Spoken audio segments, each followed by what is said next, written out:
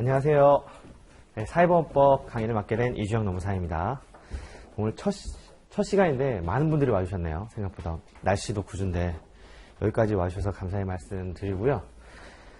지난번 특강 때 했던 자료들이 좀 있습니다. 근데 지금 첫 강의 들으시는 분들도 계시기 때문에 지난번 특강 자료 앞에 부분을 조금 더 설명을 드리고 시작하도록 하겠습니다.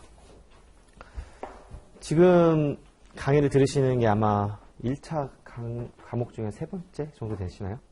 경영학 시작하셨을 거고 노동법도 시작하셨을 거고요. 어떤가요? 노동법 재밌나요? 재밌죠? 네, 시작되었습니다, 여러분. 민법과 사회보험법으로 오면은 이제 갑자기 좌절하기 시작하죠. 많은 분들이 똑같이 좌절감을 느껴요. 내가 멍청인가? 내가 왜 이걸 이해를 못하지? 막 이런 생각들이 드실 텐데 당연해요. 당연합니다. 너무 부담 갖지 마시고요. 그 기본 이론 시간은 이해가 안 되는 부분을 이해하려고 노력하지 마세요. 이해 안 되는 게 훨씬 많을 겁니다. 쓱 넘어간다. 다음에 또 본다. 다음에 외운다라는 생각으로 개요를 머릿속에 집어넣는다. 기본적인 개념만 넣는다라고 생각하시는 게 더 편합니다. 이번 단계에서는 이제 그 기본적인 개념이 제대로 들어있지 않으면 뒤에서 고생하거든요. 내가 이해하고 있던 게 이게 아니었다라는 생각이 들면 완전히 잘못 암기가 되는데 여기서는 제대로 이해하고 넘어가고 문제풀이하고 암기 최종 정리 시간 있잖아요. 그때 암기를 하시는 게 더 효율적이니까 그때 제대로 외우겠다라고 생각하시는 게 좋겠습니다. 유인물 보내드린 거, 이 배포한 거 보겠습니다. 지난번 특강 자료인데요. 첫 번째 1차 시험 공부 방법론을 보겠습니다. 내년도에 시험이 바뀌죠. 올해 시험 보신 분 계십니까? 1차 시험? 계시고요. 어떠셨나요? 사회보험법. 엄청 어렵지 않았나요? 네, 엄청 어려웠을 거예요. 진짜 엄청 어려웠을 겁니다. 느껴질 겁니다.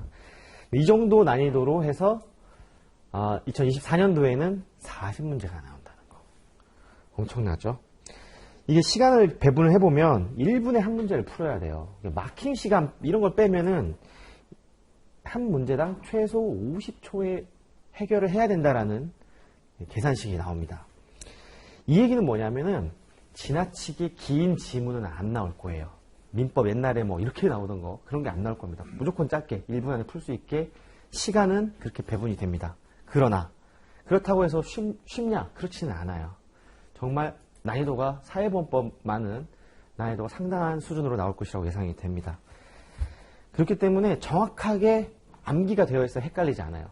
애매하게 외웠을 때, 뭐 옛날처럼 이게 답이라고 찍을 수 있었던 문제보다는 정확하게 외워야만, 정확하게 틀린 지문을 고를 수 있어야만 맞힐 수 있는 문제들이 나올 것이라고 생각이 됩니다. 그래서 내년부터는 그전에는 뭐 면과락하고 노동법에서 80점, 90점 맞고 이렇게 평균 이상 맞힌다라는 그런 수험 방법론이 있었는데 그런 거 보지 마세요. 카페 가셔가지고 그런 거 보지 마시고 자기 나름대로의 전략을 세우셔야 됩니다. 자기 나름대로 전략을 세우셔야 되고 가장 안정적인 거 전 과목에서 60점 이상 맞겠다. 그래야 좋습니다. 노동법은 무조건 80점 이상 맞으셔야 되고요. 노동법에서 80점 이상 안 나온다 그러면 문제가 있는 겁니다. 그거는. 왜냐면 2차 준비들을 하시니까 거의 대부분 맞추실 수가 있을 거예요. 난이도도 매년 그 정도 수준으로 나옵니다. 사회보험법은 60점 이상 무조건 맞춰야 된다 생각하고 들어가겠습니다. 그 1페이지 하단에 사회보험법 각 법령별 특징 및 개요를 볼게요. 이게 법이 총 6개가 있어요. 사회보장기본법, 그리고 징수법, 고용보험법, 산재보험법, 국민연금법, 건강보험법이 있는데요. 뒤에 그 바로 옆에 관할을 보세요. 이거 중요합니다. 관할. 사회보장기본법은 보건복지부 관할이죠. 징수법, 고용보험, 산재보험은 고용노동부 관할입니다. 국민연금, 건강보험은 보건복지부 관할이에요. 자, 관할이 다릅니다. 이거는 정말 큰 차이점이 있습니다. 관할이 다르다는 거. 왜냐, 그 장관과 그 부서에서 그 법을 관장하기 때문에 시행령이나 시행규칙을 다 그 부서에서 관리를 하게 되어 있습니다. 우리가 사회보험법이라고 해서 일반적으로 회사 다닐 때 4대보험, 4대보험 그런 얘기 하잖아요. 하지만 4대보험이라고 하지만 얘네들은 다 각각이에요. 각각입니다. 하나로 퉁쳐서 우리가 보험료를 낼 땐 건강보험공단이라는 곳에서 일괄적으로 징수해 가요. 일괄적으로. 혹시 고지서 같은 거 받아보신 분 계신지 모르겠지만 건강보험공단에서 집으로 날라옵니다. 보험료 내라고. 돈을 걷어가는 것만 건강보험공단에서 일괄적으로 할 뿐이지 실은 다 제각각이에요. 따로따로라고 보시는 게 더 좋습니다. 특징을 보면은 사회보장기본법, 제일 먼저 보게 되는 사회보장기본법은 전체를 총괄하는 기본법입니다. 우리나라 법률 중에 가장 전체를 총괄하는 법이 뭐가 있죠? 제일 위에 있는 거, 헌법이 있잖아요. 그런 것처럼 이것도 사회보장기본법이 있고 그 밑으로 이제 하이어라키를 구성하게 되는데요. 이 사회보장기본법이 보건복지부 관할입니다. 사회보장, 우리 복지를 위한, 우리나라 전체의 국민들을 위한 복지를 위한 법이니까 보건복지부에서 총괄하는데요. 이 법은 잘 안 바뀝니다. 헌법 바뀌기 어려운 것처럼 이 법은 잘 안 바뀌죠. 거의 안 바뀌죠. 그러나 나머지 법률들은 거의 매년 바뀝니다. 매년. 시행령, 시행규칙은 뭐 1년에 2번 바뀌는 경우도 있고요. 그렇기 때문에 이 사회보험법 교재만큼은 옛날 책 보지 마세요. 옛날 책 보지 마시고 항상 최신 교재를 본다 생각하시는 게 좋습니다. 징수법. 징수법은요, 고용보험과 산재보험의 징수에 관한 법률입니다. 법률 이름이 좀 그렇죠. 징수에 관한 법률. 근데 연금하고 건강은 왜 징수에 관한 법률이 없을까요? 좀 특이하죠. 얘네들은 그 안에 다 들어있어요. 고용보험하고 산재보험만 징수법을 따로 뺐는데 왜 법을 이렇게 만들었는지 모르겠습니다. 그 안에다 집어넣어 놓지. 어쨌든 그래서 저희들이 공부해야 될 법률이 하나 더 생겼다. 징수법. 고용보험은요, 실업급여랑 직업교육, 육아휴직급여 뭐 이런 것들을 관할하는 법률입니다. 실업급여 받은 적 있으신가요? 실업급여 받아보신 분. 저는 이제 살아오면서 2번 받아봤는데요. 실업급여. 네. 근로자가 이제 회사를 다니다가 실업하게 되면 갑자기 소득이 떨어지잖아요. 그런 분들은 갑자기 저소득층으로 전락할 가능성이 있습니다. 그러면 안 되니까 직업을 구할 때까지 국가에서 유지를 해주는 것. 바로 그게 실업급여인데 저희는 법률적으로는 구직급여가 정확한 단어입니다. 근데 워낙 많은 분들이 실업급여라고 부르기 때문에 실업급여 하면은 구직급여만 생각하시는 분들이 많아요. 근데 실업급여, 구직급여 저희는 이제 수험생이니까 정확한 단어로 쓰는 게 좋겠죠. 구직급여입니다. 구직급여. 그러나 고용보험은 이것 말고도 직업교육이나 고용안정 쪽에도 많은 사업을 하고 있습니다. 산재보험은 일하다 다쳤을 때 이분들도 저소득층으로 전락하게 되잖아요. 일을 못하게 되잖아요. 그렇기 때문에 그 사람들을 보호해야 되니까 최저 수준 이상을 보호해야 되기 때문에 산재보험이라는 것을 가입합니다. 국민연금은 60세 이후에 수령하는 그런 연금을 말하고요. 건강보험은 병원, 약국에서 보면은 우리 병원 갔을 때 그 자부담금 내고 나머지는 공단부담금 보신 적 있으시죠? 생각보다 싸죠? 한 병원비 한 5만 원 나오면 자부담금 한 10,000원 이 정도일 겁니다. 우리나라는 공단 부담금이 커서 의료보험, 건강보험이 아주 잘 돼 있는 나라 중에 하나로 꼽히죠. 우리나라. 이런 보험들이 있는데요. 저희들이 이런 것들 다 배우게 됩니다. 이 4가지 보험을 왜 배우냐? 근로자들이 일을 하는 대가로 뭘 받죠? 우리가 임금을 받잖아요. 임금을 받는데 임금을 그대로 받는 게 아니라 거기서 뭔가를 떼고 받아요. 뭘 떼냐? 바로 세금하고 4대보험을 떼고 받죠. 그렇기 때문에 공인노무사가 되면은 이거를 할 줄 알아야 됩니다. 그래서 이걸 배우는 겁니다. 전문 자격사들 중에 사회보험이 그 시험으로 들어가 있는 것은 저희가 유일하죠. 그래서 이거 설명드렸던 것 같은데 사회보험이 왜 이렇게 어려워지고 있느냐? 이걸 매년 우리 그 대학교 교수님들이 수험 제도에 대한 연구를 해요. 공인노무사 수험 제도 개선 방안에 대한 연구. 노무사뿐만 아니라 뭐 변호사, 세무사 다 하겠죠. 노무사 제도에 대한 연구를 할 때 누구한테 그 설문조사 같은 거 하잖아요. 연구 대상이 누굽니까? 노무사예요. 노무사들한테 막 물어봅니다. 너희들 뭐 일할 때 뭐가 제일 중요하냐? 물어보면 당연히 뭐 노동법, 그 다음이 사회보험법이 나옵니다. 사회보험법 1차잖아요. 많은 분들이 야, 사회보험법 2차로 올려야 된다. 라고 연구, 그 교수님들한테 이렇게 의견을 제시를 해요. 근데 사회보험법이 2차로 바로 올라갈 수가 없겠죠. 너무 어렵습니다. 그래서 단계적으로 난이도를 올리고 있는 중이에요. 사회보험법이 점점 어려워지고 있는 이유가 바로 선배 노무사님들 때문이다. 라고 생각하시면 됩니다. 그래서 여러분들은 최대한 빨리 합격하셔야 됩니다. 사회보험법이 2차로 올라오는 순간 대란이 벌어질 겁니다. 얘기가 길어졌고요. 옆에 보시면은 약간 실무적인 내용인데요. 고용보험, 산재보험은 정산제도가 있어요. 건강보험도 정산제도가 있습니다만 국민연금은 정산제도가 없어요. 회사 다녀보신 분들은 알겠지만 그 연말정산이라고 해서 12월에 뭐 또 다른 월급 뭐 이런 얘기가 있잖아요. 이 연말정산이라는 게 뭐냐? 쉽게 얘기하면 우리가 세금을 납부를 해요. 월급에서 그 세금을 떼잖아요. 소득세랑 지방세를 떼서 회사가 국세청에 납부를 합니다. 우리는 모르지만 납부를 하고 있습니다. 근데 계산을 해보니까 네 카드값, 뭐 의료비, 뭐 교육비 계산해보니까 세금을 네가 좀 많이 냈다. 그리고 국세청이 그 세금을 개인한테 돌려줍니다. 덜 냈다. 추징이 나갑니다. 이런 얘기 들어보셨죠? 연말정산입니다. 이거를 고용보험, 산재보험, 건강보험 이걸 또 해요. 자기들도. 당신이 전년도에 소득이 많았는데 보험료를 덜 냈어. 그러면 더 뺏어갑니다. 많이 냈어. 그럼 돌려줍니다.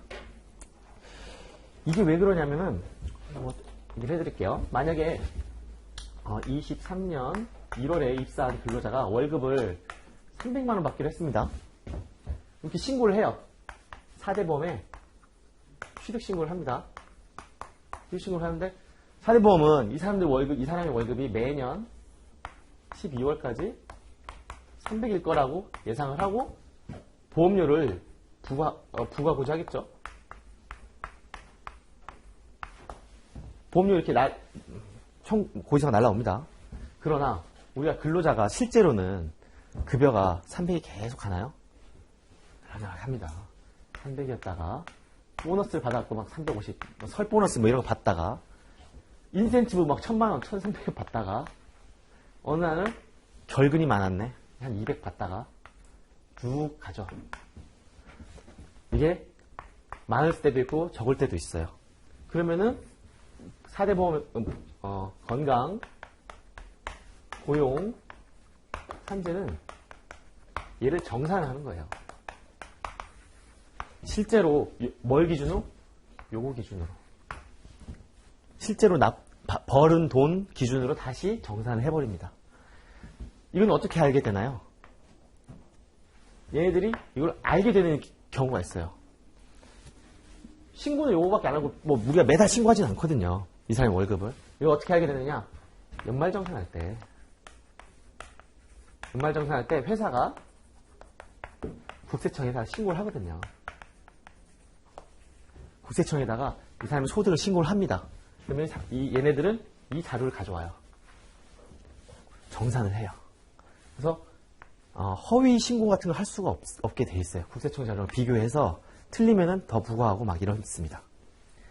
이런 것들이 대체로 5월, 7월 이때 각 공단마다 그러니까 전년도 거를 정산하는 시즌이 5월, 7월 이때쯤 합니다. 얘네들이 이렇게 일을 열심히 잘해요. 그쵸? 덜 받았으면 더 가져가고. 하지만 우리 국민연금 형님은 그런 일 안 합니다. 쿨해요. 정산 안 해요. 그래? 300으로 해. 쿨합니다. 요거 왜냐? 국민연금은 보험료가 제일 세요. 제일 많이 뗍니다. 4대 보험 중에. 여기는 돈이 제일 많아요. 뭐 이렇게 짜치기 이런 걸 정산을 해. 그냥 국민연금 형님은 정산을 안 합니다. 특이하죠.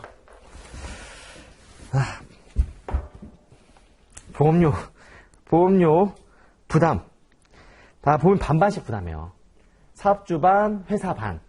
그러나 산재보험은 100% 사업주 부담입니다. 4대 보험 하면은 이렇게 4대 보험이거든요. 고용, 산재, 연금, 건강이 4대 보험인데 임금 명세에서 보니까는 뭐 산재보험은 없던데요? 당연해요. 산재보험은 없어요. 산재보험은 사업주가 100% 부담하도록 되어 있습니다. 근데 저는 4개가 있던데요. 4개가 뭐냐? 뭐뭐 떼냐면요. 임금 명세서 보면은 국민연금 떼고 건강보험 떼고요. 그 다음에 장기 요양보험이라는 걸 떼요. 그 다음에 고용보험. 이렇게 4개를 떼기 때문에 4개가 뗀다고 생각하시지만 얘네 둘은 건강이다. 건강보험의 일종입니다. 산재보험은 100% 사업주 부담인데요. 네. 산재보험료는 얼마 되지도 않고 이제 국가적으로도 이제 원래 법률적으로도 그 근로자를 안전 배려 의무가 있다라는 게 사업주에 그렇기 때문에 산재보험만은 사업주가 100% 부담하게 됩니다. 조문수를 몇 회 보시면은 이제 수험으로 넘어올게요.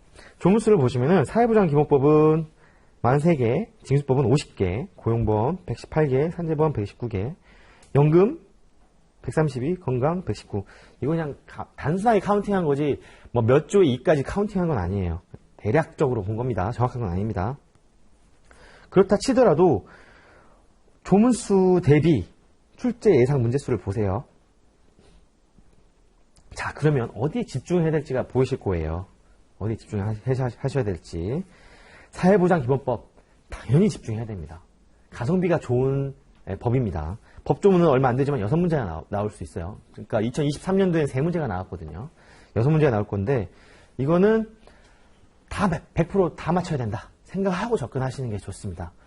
외우는 양도 당연히 적고요. 이렇게 다른 법률에 비해서 숫자가 많이 나오지 않아요. 다른 법들은 막 계산하는 거, 급여 계산하는 거, 뭐 몇 년 이내 이런 숫자들이 나오기 시작하면 답이 없거든요. 거기에 비해서 사회보장기본법은 그런 문제는 없기 때문에 이거는 6문제 다 맞춘다 하고 접근을 하겠습니다. 반면에 이제 연금 건강은 4문제씩밖에 안 나오죠. 그냥 이유가 있습니다.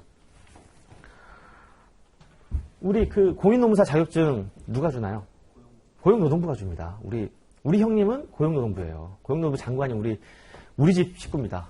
보건복지부는 옆집 식구예요. 옆집 식구. 우리 자격증을 주는 옆집 식구, 우리 식구가 아니에요. 그래서 고용노동부에서 주는 게 제일 비중이 높다. 당연한 겁니다. 다행이죠. 국민연금 건강 쪽으로 가면은 이거는 뭐 장난 아니에요. 너무 실무적이고 디테일해서 여기서 문제 나오기 시작하면 답이 없을 겁니다. 그렇기 때문에 결국에는 고용이랑 산재 쪽에서 집중적으로 나오게 될 거고 아무래도 공인노무사가 실무적으로 하는 것 중에 제일 많이 보는 법률이 바로 고용보험이랑 산재보험 쪽이에요. 저는 지금 현업을 하고 있지만 실제로 저희 법인으로 전화 오는 것들 중에 정말 많은 부분이 바로 실업급여입니다. 정말 많이 물어봐요. 이거 실업급여 받을 수 있나요? 이거 실업급여 못 받나요? 하지만 실업급여, 구직급여 가지고 저희 공인노무사가 수익을 올리지는 않아요. 구직급여 우리가 대리 신청 이런 거 못 하거든요. 물론 이게 뭐 거절돼서 행정심판 갈 수 있다 뭐 이런 건 있지만 그런 케이스가 많지는 않고요. 하지만 전화의 양은 한 80% 이상이 실업급여입니다.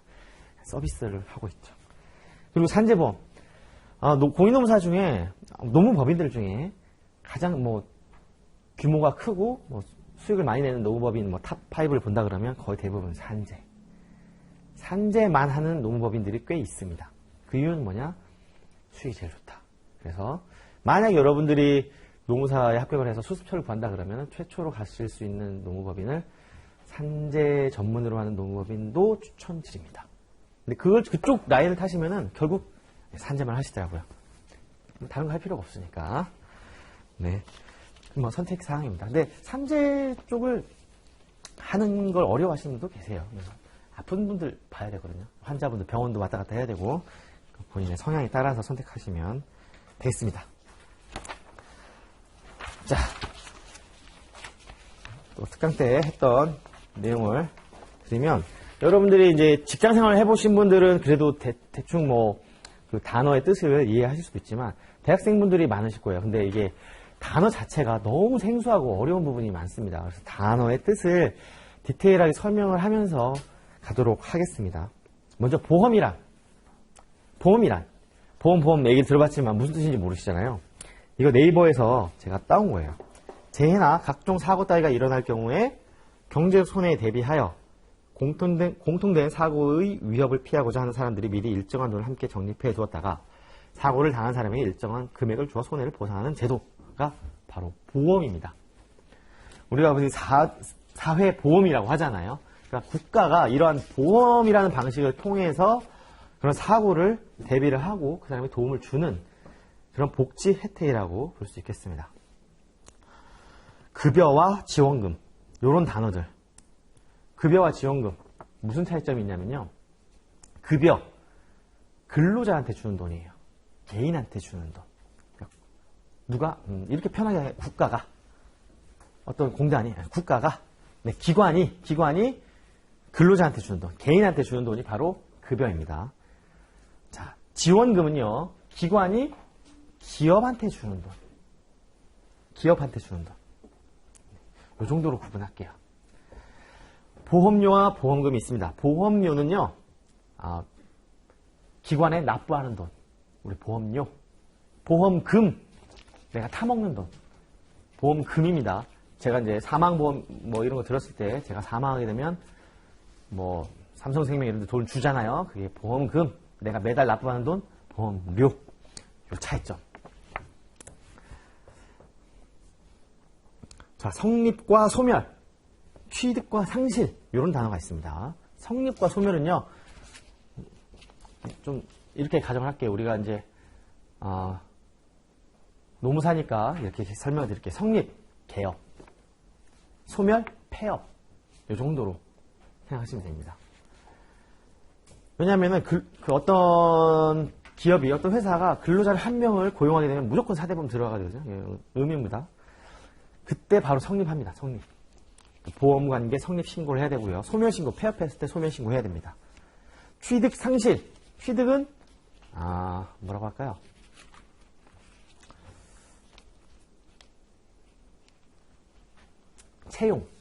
채용이라는 단어 쓸게요. 입사. 상실, 퇴사.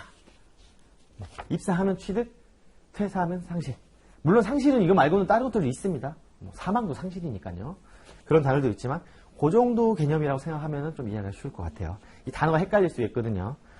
중간중간에 이런 단어들이 나오면 단어를 좀 설명하면서 진행하겠습니다. 그리고 기존에 나왔던 문제들은 이런 문제들이 많았어요. 뭐 해야 한다, 할 수 있다, 노력해야 한다, 할 수 없다. 이걸 막 꼬아서 내고 그랬거든요. 이런 문제는 당연히 나올 것으로 예상됩니다. 해야 한다는 뭡니까? 뭐 해야 된다. 왜? 머스트예요. 국가는 뭐 어떻게 해야 된다. 반드시 해야 되는 거죠. 의무입니다. 의무. 여기에 반대말. 여기에 반대말이 해야 한다의 반대말이 뭐냐면요.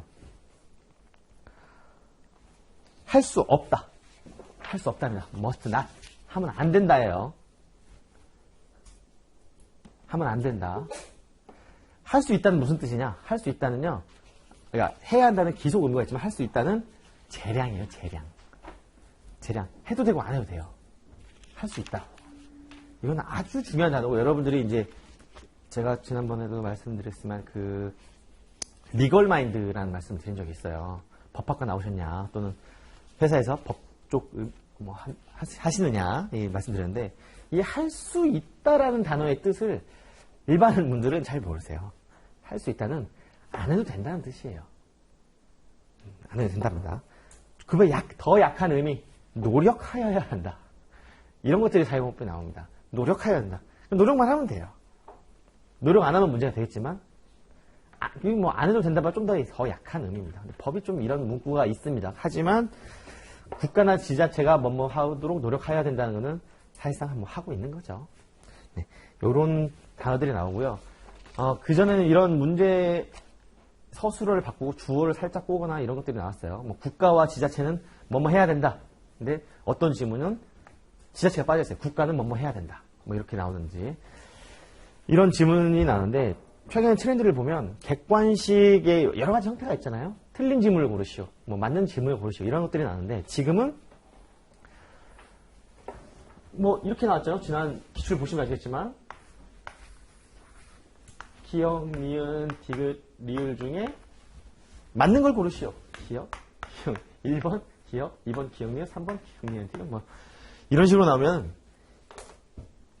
다 봐야 된다. 다 맞춰야 되는 거예요. 하나만 고르는 게 아니라 다 맞는지 안 맞는지를 정확하게 알고 있어야만 할 수 있습니다. 또 어떤 문제가 나왔나요? 숫자 문제. 여러분들 뭐 그 걸그룹 아이즈원과 BTS 멤버 수를 합하면 몇인가요? 자, BTS 멤버 수를 맞춰보세요. 요거는 맞출 수 있잖아요. 뭐의 합은 몇입니까? 1번 7, 2번 8. 이런 식으로 나왔어요. 이 얘기는 뭐냐? 둘 다, 이거는 사실상 두 문제예요. 지난번 시험이 이렇게 나왔습니다. 그러니까 객관식이라고는 하지만 거의 이제 찍을 수 없게 만드는, 정확하게 다 알아야만 풀 수 있는 그런 문제들이 종종 나오고 있습니다. 주요 사이트를 제가 말씀을 드렸는데요. 여러분들이 만약에 수험을 하실 때 여러 가지 방법들이 있지만, 2차 시험을 전업으로 하시는 분들 중에 전화기도 다 꺼놓고, 이렇게 닫아놓고 하시는 분들 계세요. 하지만 뭐 사실상 어렵죠. 컴퓨터 같은 거 하다 보면 이제 게임으로 가니까 그렇게 되는데, 저는 아이패드를 썼었어요. 아이패드. 여러분들은 어떤지 모르겠지만 개인마다 다릅니다. 물론 수험 방법론인데 연필로만 해야 공부가 잘 된다는 분들이 계세요. 뭐 쓸 때, 암기할 때 볼펜 하면 안 된다 라는 분들이 계시고, 꼭 이만큼씩 종이 들고 다니면서 종이로 봐야 돼만 눈에 들어온다, 모니터로 보면은 눈에 안 들어온다라는 분도 계십니다. 뭐 사실상 그렇기도 해요, 일부는. 근데 저는 둘 다 했거든요. 종이도 들고 다니고 아이패드도 들고 다니고. 들고 다니기 좀 귀찮은 것들은 아이패드에 다 넣어갖고 다니고 했거든요. 아이패드로 보는 것도 나쁘지는 않아요. 저는 썼습니다. 근데 그런 거 쓸 때 특히 법제처 사이트 있어요. 다른 거는 모르겠지만 law.go.kr 있잖아요. 법제처 사이트는 혹시 오늘 돌아가셔서 컴퓨터 화면에 들어가셔서 보세요. 들어가서 보시면은 어떤 식으로 되어 있느냐, 한번 아무거나 한번 볼까요? 좀 진짜 이 법조문 보다 보면 법이 어떻게 되어 있냐면, 이 법 몇 조 몇과 몇에 따른 것은 이렇게 하기로 한다, 이렇게 되어 있어. 그럼 이게 무슨 말인지 모르잖아요. 또 거기를 또 찾으러 가야 되잖아요. 그렇죠? 이 책으로 보면. 근데 웹페이지로 보면 팝업이 떠요. 그래서 바로 이해하기가 좋습니다. 시간 단축을 할 수가 있습니다. 그래서 법제처 사이트는 꼭 확인을 해주시고요. 그리고 각 공단들도 있어요. 국민연금, 건강보험공단, 근로복지공단, 고용보험 사이트, 사회보장위원회 사이트도 올려놨는데, 여기 홈페이지에 있는 정보가 제일 정확합니다. 왜냐면 우리 법령집도 봐도 되겠지만 이해하기 어려운 문구로 되어 있잖아요. 좀 이해하기 쉽다, 인포그래픽으로 되어 있는 걸 보고 싶다 그러면 이 사이트를 가보시면 일반 국민들이 이해하기 쉽게 정리 요약을 잘 해놨어요. 그리고 법이 바뀌면 바로 바꿔놓는 데가 바로 이 사이트들입니다. 그래서 기본적인 개념 이해하기가 참 좋다, 이런 사이트를 가서 보시면, 저도 실제 이 자료 만들 때 이 공단에 있는 사이트들 다 참고를 했습니다. 그래서 이 사이트들은 이제 공부하실 때 기본적으로 보시고요. 자, 이제 저희 교재로 넘어갈게요. 저희 교재 자, 책 설명을 드리면 엄청 두꺼웠지만 요 두 개입니다. 이게 찢어지거든요. 쉽게 예쁘게 찢을 수 있습니다. 찢어가지고 두 개 다 들고 다니시면 되고요. 실제로는 이 책 한 권입니다. 이 책. 근데 반드시 법령집이랑 같이 공부를 하시는 게 좋아요. 왜냐면 교재는 중요한 부분을 좀 이해하기 쉽게 정리를 해놓은 거지, 실은 법조문들을 많이 나오거든요. 법조문의 구성과 형식이 눈에 익숙해질 필요가 있습니다. 기본적인 개념은 당연히 이해해야 되겠지만 이 법률 조문의 형식에 익숙해질 필요가 있습니다. 그래서 항상 옆에다 같이 펴놓고 보면서 공부하는 걸 추천드립니다. 교재 12페이지 볼게요. 사회보장 기본 이론인데요. 기본적인 이론인데 여기는 시험에 나오는 부분은 아니니까 보겠습니다. 사회보장 제도들은 얼마 안 됐죠. 정말 얼마 안 됐죠. 1942년도 영국의 비버리지 보고서를 통해서 사회보장 제도가 실시되기 시작했다고 합니다. 여러 가지 제도가 있는데요. 사회보험 원리를 볼게요. 최저생활보장의 원리, 소득 재분배 원리, 보편주의의 원리가 있습니다. 소득 재분배 효과가 있다라고 국민연금 쪽에서도 홍보를 하고 있죠. 대표적인 게 바로 국민연금입니다. 젊은 세대에서 국민연금을 내서 이제 노인 세대들을 부양한다라는 뜻을 가지고 있죠. 더 이상 얘기를 하면 위험하니까 가도록 하겠습니다. 자, 사회보험, 지난번 특강 때 좀 위험한 발언들을 해가지고, 사회보험 관계 당사자 보겠습니다. 기관, 볼게요. 지난번 때 기관에 대해서 좀 이해가 잘 안 되신다는 분들이 있었어요. 기관, 근로복지공단, 국민연금공단, 국민건강보험공단, 국민연금공단, 뭐 공단들이 있어요. 이 공단이라는 것 같은 게 뭐냐면은 공공기관이지만 이 특수한 업무를 위탁받아서 하고 있는 거예요. 그러니까 예를 들어서 근로복지공단 같은 경우는 고용노동부 장관이 근로복지공단에 이 업무를 위탁을 했어요. 고용산재에 대한 업무를. 그래서 공단에서 이 업무를 수행하는데 공단에 이제 뭐 취업 준비생분들 계시니까 공단 공사하면 아주 가고 싶은 곳 중에 하나죠. 신분이 공무원은 또 아니에요. 사기업입니다. 한조한 뭐 철밥통이라고도 하죠. 절대 뭐 잘릴 일은 없으니까 좋은 곳입니다. 그래서 이런 공단들은 지역마다 있어요. 지역마다. 행정기관 볼까요? 행정기관. 우리 고용노동부 어디에 있습니까? 세종시에 있습니다. 세종시. 세종시에 웬만하면 다 중앙행정부는 거기에 다 있죠. 하지만 노동부는 좀 특이하게 노동청이라는 기관을 주죠. 전국에다가. 중부 뭐 노동청, 서울노동청, 뭐 남부지청, 중부지청 다 청이 지방마다 있습니다. 그래야 될 필요성이 있으니까 청을 놔뒀거든요. 요 앞에 보면 고용노동청 있잖아요. 그런 것처럼 공단도 다 지방마다 다 있어요. 공단, 국민연금공단, 건강보험공단도 지방마다 다 있습니다. 돌아다니다 보면 보일 거예요. 이제 건물 위에 보면은 건강보험공단이 이제 보이기 시작하실 거예요. 아, 여기에 있구나. 보시면 됩니다. 주로 KT 건물 이런 데 들어가 있어요. 건강보험공단은. 그런 공단이 도대체 어떤 역할을 하는지는 사이트를 들어가 보시면 아시고요. 지방마다 다 있고 국민들이 이제 접근하기 쉬운 곳에 지방마다 다 있다. 공단.